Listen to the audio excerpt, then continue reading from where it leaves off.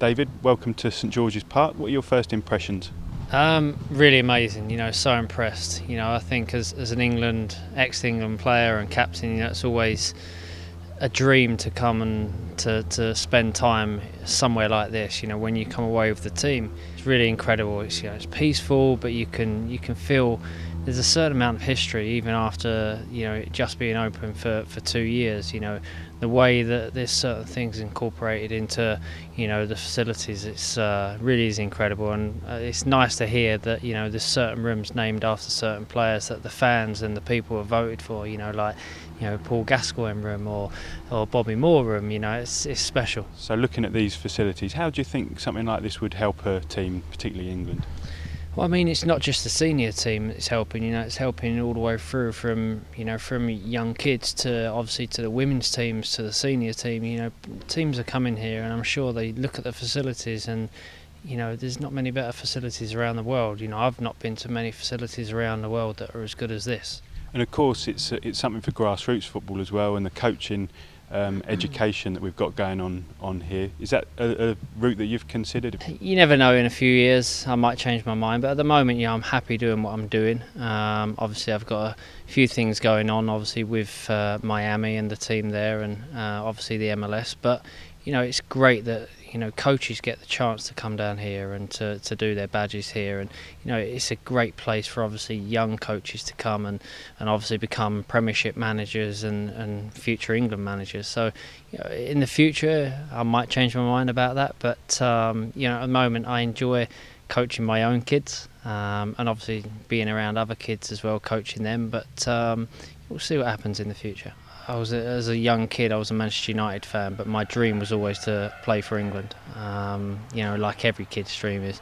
But I got the opportunity and to play and represent my country for 115 times and to captain them, 59 times. For me, when I look back at my career, and obviously I'm retired now, when I look back at my career, playing for England is the real thing that I really miss, and it was my proudest moment to get the armband, my proudest moment to reach 100 caps and obviously represent my country in the World Cup, and it's one thing I really miss about playing. At times it's underestimated, an England captain. You really know how important it is when you are part of a squad or you are England captain, and I think in our country it means more in our country than anywhere else. To be a captain of the England team, for me it was the proudest moment in my career.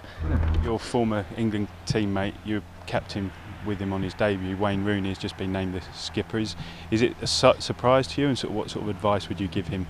It's not a surprise to me at all. He's one of the most experienced players in the team now. Obviously there's a few players that have stopped playing now, so he is the most respected player in the team as well. Young players will look up to Wayne for inspiration, and he's a player that wears his heart on his sleeve, and that's what playing for England is all about. It's what being an England player is all about. People want to see that passion. People want to see you fight for every ball and celebrate every goal that you score or every goal that you set up, and that's what Wayne's all about. He follows yourself and of course Steven Gerrard, who recently retired, along with Frank Lampard. How much will we miss them as players, and what will they like to play with?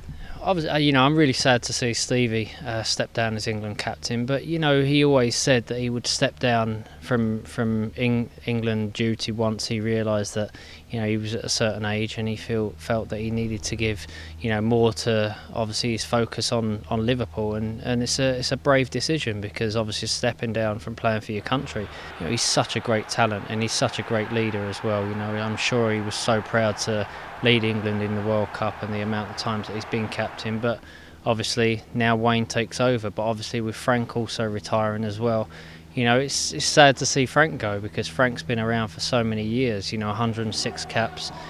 To reach that is an incredible milestone for him, and obviously to see him step down as well. But he's got something else to focus on now. He wants to focus on his obviously playing for his club, and everyone has to respect that. But obviously Frank's had such a great career so far, and he'll continue that on club level.